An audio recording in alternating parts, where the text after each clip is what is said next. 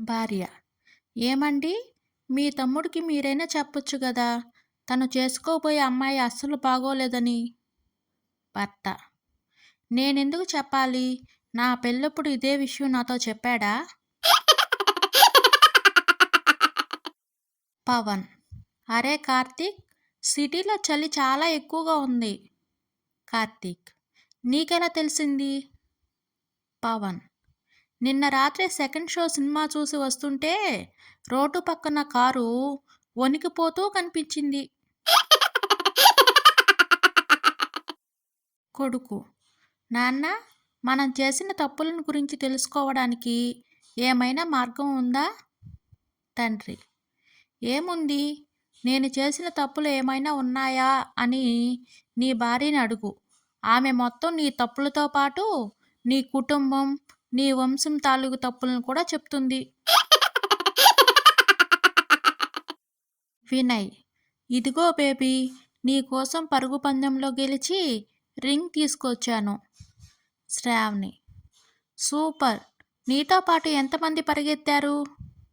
వినయ్: బంగారం షాపువాడు, 2 పోలీసులు, నేను. టీచర్: అరే చింటూ, వారానికి ఎన్ని రోజులు? చింటూ: 7 రోజులు టీచర్. టీచర్: అవేంటో చెప్పు. చింటూ: అవతలి మొన్న, మొన్న, నిన్న, ఈరోజు, రేపు, ఎల్లుండి, అవతలి ఎల్లుండి. టీచర్: గుడ్, వెళ్ళి ఎల్కేజీలో కూర్చో. తల్లి: ఏంటమ్మా, అల్లుడు అన్ని పనులు నేర్చుకున్నాడా? ఇప్పుడు ఎలా ఉంది లైఫు? కూతురు: అదే నా కొంప ముంచిందమ్మా. అన్ని పనులు నేనే చేసుకోగలుగుతున్నాను, నీకు విడాకులు ఇచ్చేస్తా అంటున్నాడు మీ అల్లుడు.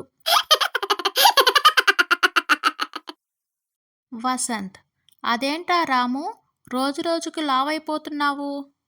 రాము: మా ఇంట్లో ఫ్రిడ్జ్ లేదురా. వసంత్: ఫ్రిడ్జ్కి నీ లావుకి సంబంధం ఏమిటి?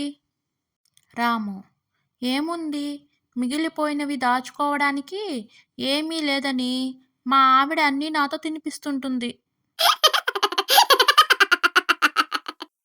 స్వీట్ షాపు ఓనర్: నువ్వు షాప్లో పనిచేయడానికి అర్హత ఏమిటి?